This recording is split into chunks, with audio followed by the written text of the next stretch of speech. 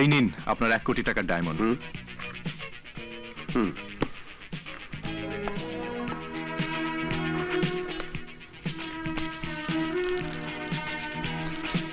Wonderful, thank you Rony. Welcome. আমি হীরার ব্যবসা করি, তোমায় দেখে আমি বুঝতে পেরেছিলাম তুমি একটা দামি হীরার টুকরা। তোমাকে দলে এনে আমি ভুল করিনি, তুমি সেটাই প্রমাণ করলে। এই নাও 1 লক্ষ টাকা, আর তোমার বাংলো বাড়ির চাবি, এটা তোমার গাড়ির চাবি। গাঙ্গুয়া। Yes boss. জঙ্গল গার্ডেনে আমার যে বাংলো বাড়িটা আছে, আজ থেকে রনি সেখানে থাকবে।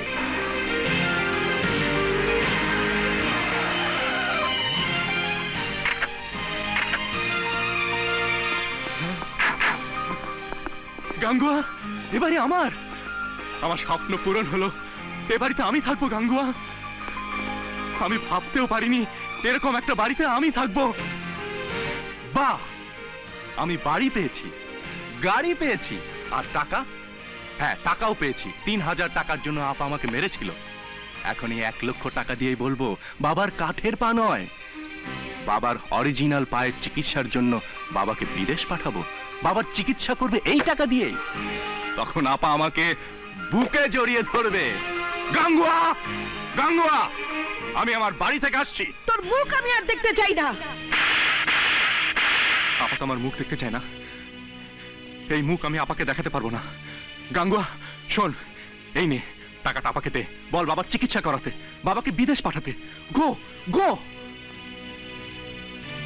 টাকা 1 লক্ষ টাকা রনি পাঠিয়েছে?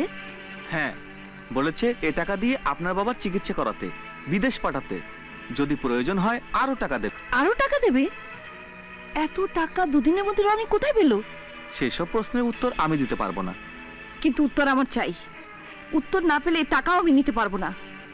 বলুন রনি কোথায়?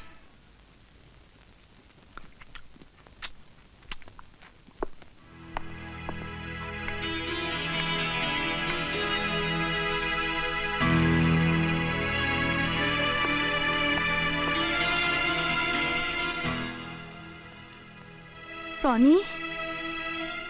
আপা, আপা তুই এসেছিস? আয় আপা। ডাল ভাত আর রুটি আলু ভাজি খেতে খেতে আমার মতো তোরও পেটে চড় পড়ে গেছে। এই দেখ কত খাবার। আয় বস বস বস না। এখন থেকে আমাদের আর কোনো অভাব থাকবে না। বাবাকে বিদেশে নিয়ে গিয়ে চিকিৎসা করাবো, আরো টাকা লাগে আমি দেব। আর ওই বস্তিতে থাকবি না, এখন থেকে তোরা আমার বাড়িতে চলে আসবি। আমরা সবাই মিলে এখন থেকে সুখে শান্তিতে থাকবো। এত টাকা তুই কোথায় পেলি রনি? আমি যখন ছোট ছিলাম তখন থেকে আমার অনেক বড়লোক হবার ইচ্ছা ছিল, তাই আমি এত টাকা কামাতে পেরেছি। কি করে কামালি? আপা, 2 ধরনের মূলধন মানুষ কাজে লাগায়। এক হচ্ছে শক্তি সাহস, আরেক হচ্ছে টাকা। আমার টাকা ছিল না, কিন্তু শক্তি সাহস ছিল। সেই শক্তি সাহস দিয়ে আমি এত টাকা কামিয়েছি। তোর ব্যবসাটা কি? Simply smuggling.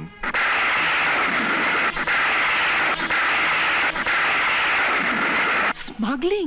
হ্যাঁ আপা, একজন লোকের হয়ে স্মাগলিং এর সমস্ত কাজ আমি সাহায্য করে দিচ্ছি, সে আমাকে টাকা দিচ্ছে। তুই স্মাগলিং এর কাজে সাহায্য করছিস? কিন্তু এটা তো খারাপ রাস্তা। আপা, খারাপ পথ ছাড়া এই সমাজে এত তাড়াতাড়ি কেউ এত টাকা কামাতে পারে না।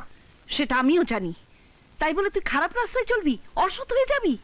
এই সমাজে তাড়াতাড়ি বড় লোক হতে গেলে তাকে অসৎ হতে হয়, তাকে ছোট লোক হতে হয়। কিন্তু কিন্তু তুই তো ছোট লোক না, তুই তো একটা শিক্ষিত ছেলে, ভদ্রলোকের ছেলে। চল রানি, চল বাড়ি চল। তোকে পথে কাজ করতে হবে না, বাবা শুনলে খুব রাগ করবে। চল রানি, বাড়ি চল। না, আমি যে বস্তিতে ফিরে যেতে পারবো না। এই কাজে নামার আগে আমি একটা শর্তে রাজি হয়েছিলাম যে বাড়ির সাথে আমার কোনো সম্পর্ক থাকবে না। সম্পর্ক ছাড়া কোনো মানুষ পৃথিবীতে বাঁচতে পারে না। তোকে যে বুঝিয়েছে ভুল বুঝিয়েছে। আমার সাথে চল, আমি আর তোকে কোনোদিন বলবো না। তুই টাকা নিয়েছিস, আরো টাকা দেবো তোকে।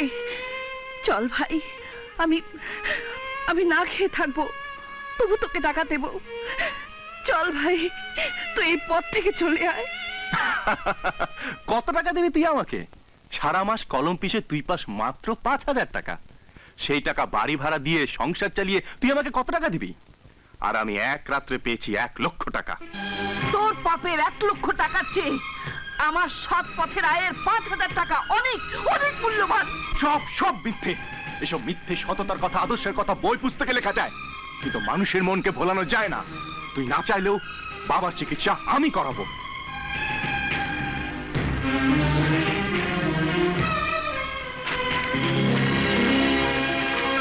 তোর পাপের টাকা দিয়ে আমার বাবার চিকিৎসা হবে না।